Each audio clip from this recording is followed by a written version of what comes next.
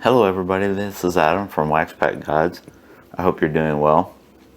If you've been on our blog lately, you might have noticed that we've been running through a series of the most valuable baseball cards from a variety of sets, including a run through the 1980s sets. And one of the guys who's figured prominently in many of those issues is Rickey Henderson. And I came upon a stack of his cards from earlier in my collectorhood, and it made me realize that, or made me remember that Rickey had gone through a lot of looks and a lot of phases in his career. I was just wondering, how do you remember Rickey the most? So for me, he really became a super duper star when he went to the Yankees in the mid '80s, and those teams with Don Mattingly and Dave Winfield, Rickey Henderson, and even like the old man Ron Guidry were really putting up some big numbers, and that's when Henderson kind of established himself as an MVP candidate year to year, and not just a speedster. So this '86 Topps card of Henderson is kind of the polished look that I remember from those years. Even though the card's not, you can see it's all bent up, dinged up, well loved. I think this was probably an original in my collection, but it shows Henderson in his first year with the Yanks in 1985. He scored an almost astounding 146 runs that year. Amazing. And he still stole 80 bases. Not quite at his peak levels.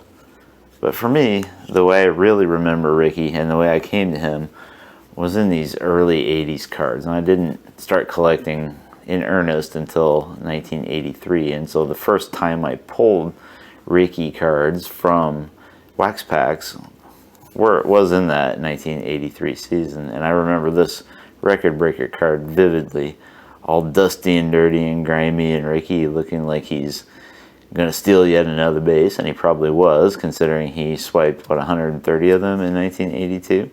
So here they're showing his 119th to break Lou Brock's record. But that's kind of the way I remember him to start off with. And then the Diamond King from Donruss that same year, I think, or is it 82? I always get that a little confused because the 83s also carried the 82 year, I think. I think this is an 83. I'd have to check that for sure. And then this card was one of those really beautiful sunny day 1983 Topps cards. And then Henderson, of course, with the A's on through the mid-'80s, and then more time with the Yanks, and then back to the A's. So here's a 92 Fleer card, where he's back in Oakland. 91 score MVP, so he was the American League MVP in 1990, and in 91 he broke Brock's all-time stolen base record. Some more early 90s stuff with the A's, 90 Fleer, 90 Topps, 91 Donruss All-Star, 91 Donruss base set, 89 Donruss, so there he is with the Yanks still. And some mid-'80s stuff with the Yanks, and there's a pretty intense looking 85 Donruss. It's kind of an oddball card that I collected in packs of, I think these came in cereal packs, like Cookie Crisp or something, Raltson-Purina in 1984. It's kind of different looking card. You get the Ralston pattern in the background. And then we have a 1983, I think, or 1984. They all looked kind of the same, glossy send away, so you would collect those insert game card things that came in wax packs and get enough of them. You could send them in with $1 or something and get a set of 10 of these, and there were 7 or 8 different sets. So it was one thing I always had to do. There's an 83 highlight card. I don't know what he did. Okay, first player to do 100 stolen bases, 3 years. It's kind of an action shot.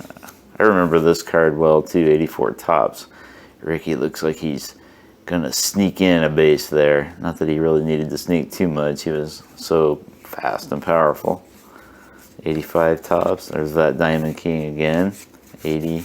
There's a Happy Rickey in 86.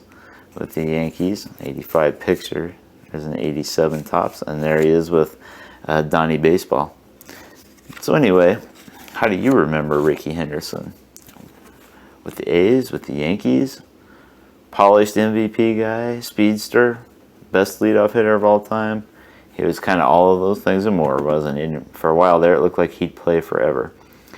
Anyway, I hope you enjoyed this little tour down memory lane, and if you did, please like this video and consider subscribing to the channel.